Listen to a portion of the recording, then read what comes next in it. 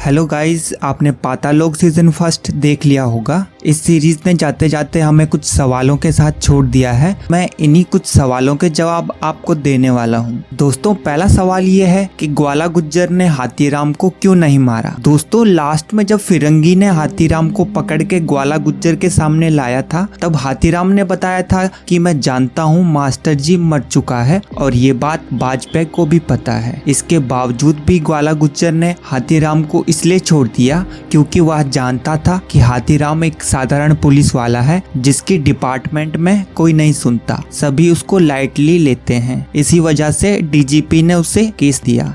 दोस्तों, आखिरी सीन में जब डीजीपी ने हाथीराम को वीडियो दिखाया था जिसमें वाजपेयी और ग्वाला गुज्जर साथ में थे, जब हाथीराम ने डीजीपी भगत से पूछा कि उन्होंने उसे ये केस क्यों दिया, तब डीजीपी ने कहा, मैं तुझे कुछ और समझता था पर तू कुछ और ही निकला। तो दोस्तों, इससे साफ होता है कि डीजीपी समझते थे कि वह उस केस को हैंडल नहीं कर सकता, इसीलिए डीजीपी ने उस केस को हाथीराम को दिया था। अगर हाथीराम सबको सच्चाई बता भी देता तो कोई उसकी बात नहीं सुनता, क्योंकि वाजपेयी और ग्वाला गुज्जर ने जब चुटकी बजाते ही सीबीआई को कहकर केस उल्टा घुमाकर उन्हें टेररिस्ट बना दिया था। आप सोच ही सकते हैं कि उनकी पावर कितनी थी और वो क्या क्या कर सकते थे। दूसरा सवाल है कि हथौड़ा त्यागी ने खुद को गोली क्यों मारी। दोस्तों, इसका जवाब यह है, हथौड़ा त्यागी मास्टर जी को अपना गुरु मानता था और वो उसके लिए एक भगवान के समान थे, क्योंकि मास्टर जी ने उसकी जान बचाई थी जब उसने 3 स्कूल के लड़कों को मारकर अपनी बहनों के साथ हुए दुष्कर्म का बदला लिया था। अपने गुरु की मौत की खबर मिलने के बाद त्यागी अंदर से टूट गया था। उसी वक्त उसने डिसाइड किया कि अब जीने का कोई मतलब नहीं जब मेरे गुरु ही नहीं रहे। हालांकि उसे पता था कि कोर्ट वैसे भी उसे सजा सुनाने वाला है, क्योंकि उसने कई मर्डर किए थे, इसलिए उसे फांसी तो होनी ही थी,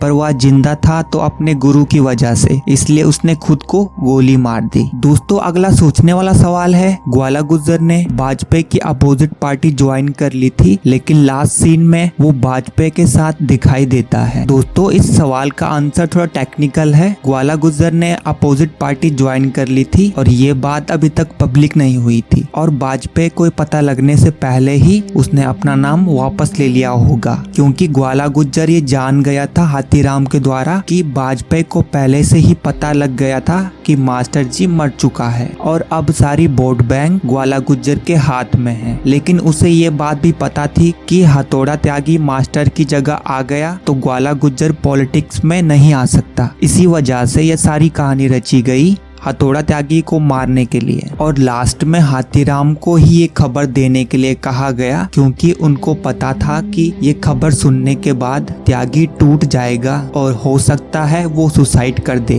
हाथीराम उनके लिए एक जरिया बना खबर देने का, और इसीलिए उसकी जॉब वापस मिल गई। आशा करूंगा कि आपके डाउट्स क्लियर हो गए होंगे। इसके बाद भी आपके दिमाग में कोई डाउट हो तो मुझे कमेंट करके जरूर बताएं, और ये सीरीज आपको कैसे लगी कमेंट करके जरूर बताएं।